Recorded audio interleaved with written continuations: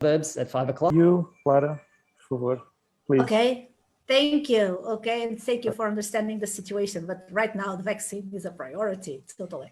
So, hello, guys, everybody. My name is Clara Sarmento, and I'm from the Center for Intercultural Studies of the Polytechnic of Porto. And today I'm going to share with you a little bit about our project, StreetArtCEI. So first, the context, what is StreetArtCEI? So this is a project held by the Center for Intercultural Studies of the Polytechnic of Porto, and we started in October 2017 as an open online repository of images and roots of graffiti and street art in Porto and in other medium-sized cities of northern Portugal.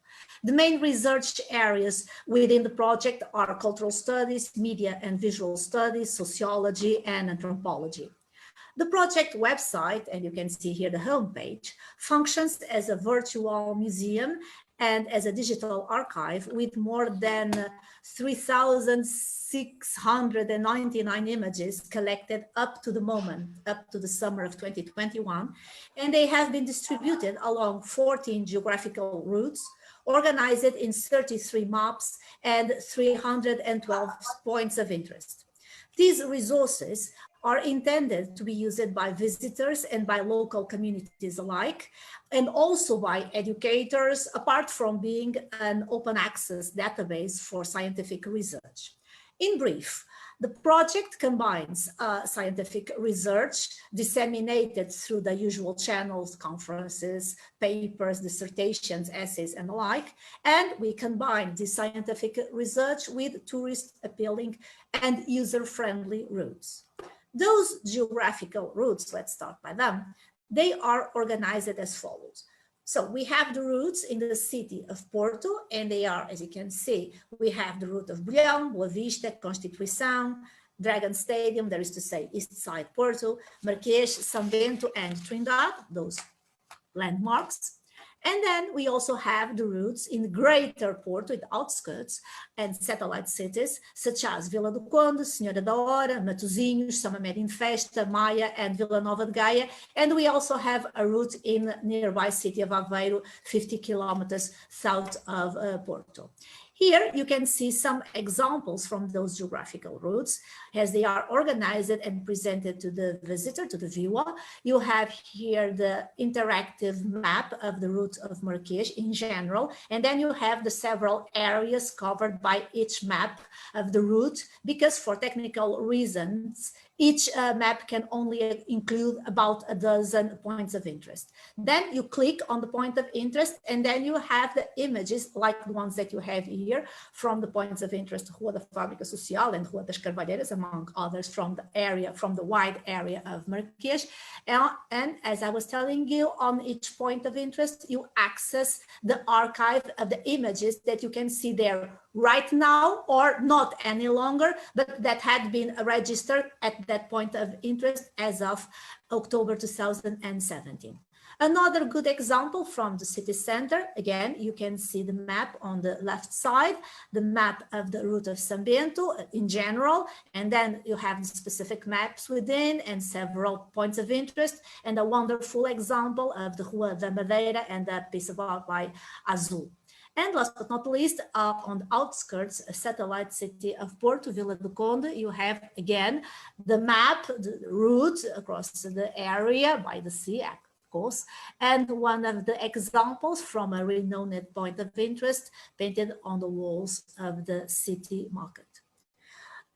Saying this, what can we conclude? That through the routes of StreetArtCEI, works become accessible to the public, free from the constraints of time, space, and power, whether they are irreverent and illegal or ratified and commissioned by institutions, whether they stand in high visibility tourist spots or in remote alleys from the outskirts. In short, StreetArtCEI considers both legal and illegal, both marginal and commissioned street art works in equal terms, as the main purpose of the project is the creation of a significant corpus to enable further research and further reflection. So after this first stage of the project, we have also created 16 routes by author over the existing geographical routes that we have shared. And these routes by author, they also include 220 points of interest and 485 images. We consider authors those artists with a style and a signature that is recognized by the community in general, like Azul, Mr. Dale, The Caver, Rafi, Mask, Vils, and so on. And here you have also two examples, my favorite, Azul. As you can see, the route covers the whole area of Porto and also some outskirts of Porto, very complex, very rich. And you have here a wonderful example, the point of interest Miradouro da Vitória, the landscape, the classical landscape. And another artist, not that prolific, but also very good as far as I'm concerned, Rafi, a female artist. And you have the map of her interventions, the artworks that you can see so far that have been mapped so far, and also one of her piece of work at the School of the Sea in a nearby area, in the fishing area nearby the city center. So the website of StreetArtCEI, there you can see that, and that routes undergo, of course, they have to undergo constant updates and technical corrections happening all the time. But the next stages of the project, they will cover other authors, other geographical routes, as well as thematic routes yet to be completed on topics like literature, the sea, social political causes, tributes to the city, among other patterns to be recognized, extracted, and analyzed. And we also have two ongoing parallel projects, one on roots of street music, and that sub-project, so to say, is also accessible at the website. And we have another one, a printed and online zine that is going to be launched in the fall and is edited by junior researchers of the project. Apart from this, the website also displays articles and books authored by the research team, and the clipping section that makes us very proud and contains the archives of the project's presence on national television, radio, and the printed press. As we work on an ephemeral art form, it goes without saying, the website includes a digital museum reserve under the option archive, with collections of works organized by location and date, all captured before the calendar year when the project started, and they have been donated by voluntary professionals and amateurs. Actually, as a project on art in the public space, the outputs of StreetArtCEI have also become public, freely available for consumption as they are, and likely to be appropriated by any group or individual. But to tackle the effects of COVID-19, StreetArtCEI has also, and is still currently developing, an award-winning spin-off project called Street Art Against COVID, that registers the artworks that have appeared in the city during the 2 nationwide lockdowns. So, through the international reach of digital channels, the project proves or tries to prove that art, creativity, and the tourist potential of the region have managed to survive while reflecting the contingencies of history in the making. Moreover, the artworks displayed by Street Art Against COVID have a particular double transgressive nature, as they combine the fact of being, in most cases, illegal art forms with the fact that they were created during a time when citizens, including street artists, were supposed to be confined at home. The 7 routes of Street Art Against COVID include Uptown, Boa Vista, Historical Center, Eastern Porto, Douro River, Matosinhos, and the National Health Service route, because this is a special route with artworks that pay tribute, an explicit tribute to frontline health workers, as one that you can see here by Mr. Dale. So in general, street art against COVID displays 83 points of interest and 315 images at the moment, but they are in permanent update. Later, and hopefully very soon, when the pandemic is about to be over, these images will be merged into the main site, and the Street Art Against COVID subsite will remain as a museum, as a closed archive. Concerning, in general, our work methods, they involve photographing, categorizing, and extracting patterns of occurrence of street art works that enable the creation of maps and routes. Data are organized in visual catalogs in the form of photo galleries, and access to data is grounded on a free web-based portal optimized for desktop and mobile devices. In order to be included in the project, works must first have been captured by the project staff as of October 2017, be visible to anyone with ordinary mobility in accessible and generally safe places, and integrate a pattern of geographical recurrence that justifies the creation of a point of interest or the inclusion in an already existent point of interest. Although the permanence of the work is impossible to assure by the nature of street art, the project selects supports that guarantee a minimum of stability. Therefore, for instance, we don't include works painted over mobile vehicles for the moment. StreetArtCEI also does not include monochromatic graffiti tags, as we see them as mere signatures, and this is arguable, we see them as mere signatures for demarcation of a territory without communicative purposes beyond the restricted circle of the crew.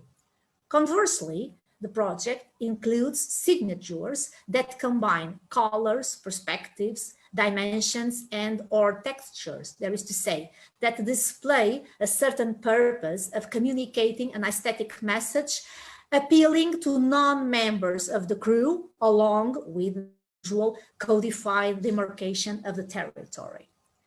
The collected images are selected, georeferenced, and then generate maps that reveal patterns of spatial recurrence of artworks.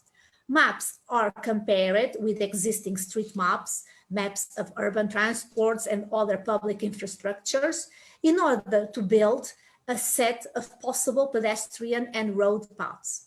Then sections are organized around a recognizable and accessible spatial axis like Bulhão, Marquês, and of course they are named accordingly. This process creates routes that a visitor may walk or drive along within a period of time of less than 12 hours under standard access conditions. The selected points of interest include diverse types of urban canvases, from commissioned murals to the facade of abandoned houses, from electrical boxes to major train stations. Let's talk briefly about the impact stakeholders, a very fashionable word, and trying to conclude this presentation.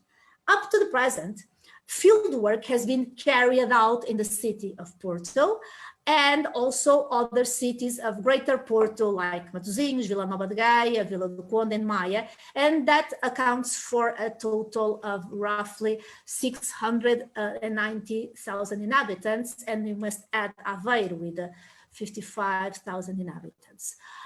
So the project tries to grant visibility to local artists and communities in their symbolic interaction with the territory that is, as we know, threatened by mass tourism and gentrification. The project fosters the recognition of their creative value among multiple stakeholders, such as local municipalities, mainstream media, agents of local economy, art galleries, tourism agencies, and the scientific community to which we belong. In order to promote local tourism and the economy, some municipalities of Greater Porto have commissioned to us, to the crew of the project, some tailor-made routes of graffiti and street art, along with other routes of cultural and heritage tourism through their regions.